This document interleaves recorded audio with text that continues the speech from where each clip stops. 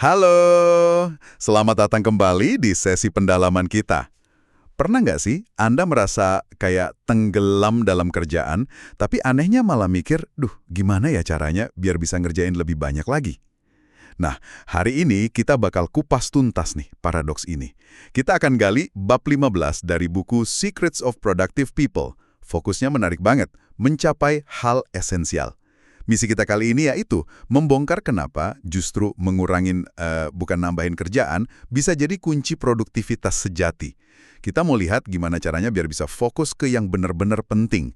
Mengutip Thomas Edison nih, ada 3 hal esensial buat mencapai sesuatu yang berharga. Kerja keras, kegigihan, nah ini istilahnya stick to itiveness, keren ya, kayak pantang menyerah gitu, sama akal sehat. Mari kita lihat di mana bab ini terapin akal sehat itu ke cara kerja kita. Bab ini menyoroti fenomena yang agak aneh ya. Kita tuh sering enggak ngurangin beban kerja. Sering banget pas minta saran manajemen waktu, pertanyaannya malah, gimana cara masukin lebih banyak tugas? Bukannya, apa ya yang bisa saya kurangin? Kedengaran familiar nggak sih buat Anda? Banget, itu jebakan klasik sih. Kita mikirnya efisiensi itu solusi ya kan? Tapi seringnya efisiensi ekstra itu malah dipakai buat nambahin komitmen lagi, bukan buat ngurangin stres. Sumber ini nyebutnya kecenderungan alami kita buat memperluas pekerjaan sesuai waktu yang ada. Gampang banget kan nemu 100 hal penting buat dilakuin di sekitar kita, seolah-olah waktu kita tuh nggak ada habisnya. Padahal ya kita semua cuma punya 24 jam sehari. Itu dia. Mungkin mikirnya sibuk sama dengan produktif, atau takut ketinggalan sesuatu gitu ya. Padahal ya makin capek aja jadinya. Nah, karena jebakan sibuk itu tadi, penulisnya nyaranin kita buat hati-hati sama daftar tugas atau to-do list yang udah kepanjangan. Apalagi daftar suatu hari nanti atau someday maybe list itu.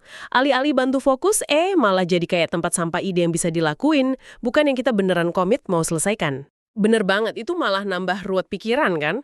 Inti argumen di bab ini ya kembali ke hal esensial, kayak kutipan dari Meryl Streep di buku ini, tentang jadi ibu yang bikin dia menyederhanakan segalanya ke hal-hal pokok aja, proses yang memanusiakan katanya. Nah, salah satu strategi kuncinya itu menerapkan jeda kerja terjadwal yang disiplin. Jeda kerja terjadwal ya. Iya, kedengaran agak aneh mungkin ya, kok istirahat di jadwal malah bikin produktif gitu kan? Iya, saya juga mikir gitu awalnya. Bukannya jeda yang kaku gitu malah bisa ganggu flow kerja atau motong ide yang lagi ngalir ya? Gimana tuh penjelasannya? Justru, kekuatannya itu ada di batasannya.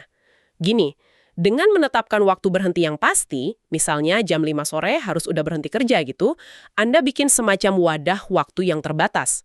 Sadar waktunya terbatas itu, secara alami maksa kita buat ya prioritasin yang paling penting selama kita kerja. Oh, Jadi lebih fokus ke tugas yang dampaknya tinggi, karena tahu waktunya nggak banyak. jadi kuncinya di batasan waktu yang sengaja dibuat itu ya? Oke, oke. Betul, jadi ini bukan sekedar istirahat, tapi alat buat mempertajam fokus sama kualitas kerja di waktu yang ada. Ini mengubah cara pandang banget sih. Jadi, produktivitas itu bukan soal ngerjain sebanyak mungkin, tapi soal identifikasi, prioritas, terus eksekusi hal esensial dengan fokus penuh. Mungkin ini pas banget nih buat Anda coba renungkan sejenak. Apa sih hal yang benar-benar esensial dalam pekerjaan atau hidup Anda sekarang? Jadi, kesimpulan dari bab 15 ini ya, itu produktivitas sejati itu bukan soal berapa banyak yang selesai, tapi soal ngerjain hal yang tepat dan penting. Dengan berani motong yang nggak esensial dan fokus ke intinya, Anda nggak cuma ngurangin rasa kewalahan, tapi juga ningkatin dampak nyata dari tiap jam kerja Anda. Bekerja lebih cerdas, bukan cuma lebih keras ya. Tepat sekali. Oke, sebagai penutup diskusi kita, ini ada satu pemikiran buat Anda bawa pulang nih. Kalau Anda cuma bisa lakuin 3 hal hari ini yang bakal bawa perbedaan paling signifikan ke tujuan Anda, apa ya kira-kira 3 hal itu? Dan pertanyaan yang mungkin lebih menantang nih, komitmen atau aktivitas apa yang Anda bersedia lepasin atau bilang nggak dulu deh, demi ngasih ruang dan energi buat 3 hal esensial tadi? Coba direnungkan ya. Sampai jumpa di sesi pendalaman kita berikutnya.